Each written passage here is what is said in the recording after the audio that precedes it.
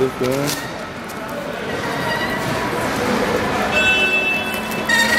La douane est intervenue tout de suite très rapidement. On a fait une demande d'intervention. C'est un produit qui a eu énormément de succès rapidement à travers toute l'Europe, puis l'Asie et les États-Unis. Et c'est un produit qui est très connu pour sa compacité et sa capacité en fait à être très pratique en ville, puisque c'est un produit que vous allez pouvoir plier facilement, porter à l'épaule, prendre facilement le bus, un taxi. Et c'est un produit également qui est homologué bagage cabine avion, donc il se plie tellement petit que ça devient donc un format bagage. Ce produit a été malheureusement très vite copié, donc c'est un produit qu'on a lancé en France, c'est un produit qu'on a donc intégralement développé en France avec des ingénieurs français, des designers français. La propriété intellectuelle et le dépôt des brevets a été fait dès le début en France, puis a été étendu dans les différents pays. Et c'est un produit qui a été en fait acheté par des usines qui ont simplement voulu l'imiter, donc ils l'ont imité en toutes pièces, avec bien évidemment une qualité qui est catastrophique, avec des produits qui sont fragiles, avec tout est différent, donc ça ressemble à la vraie, mais c'est malheureusement différent.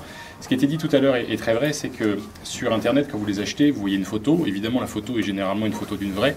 Quand vous la recevez, vous recevez une fausse. Donc, ce qui a amené nos services à suspecter une contrefaçon, vous voyez, c'est qu'au niveau du marquage, on a bien la reprise de la marque verbale Yo-Yo.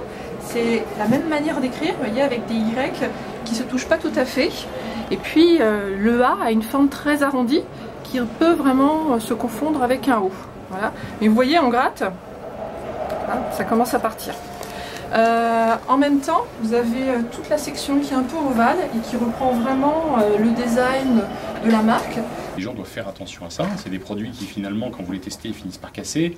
Vous avez également des lanières ou autres qui peuvent étrangler votre enfant. C'est simplement des produits qui ne sont pas testés. Et c'est des produits qui sont faits par des gens qui n'ont aucun scrupule sur ce qu'ils font.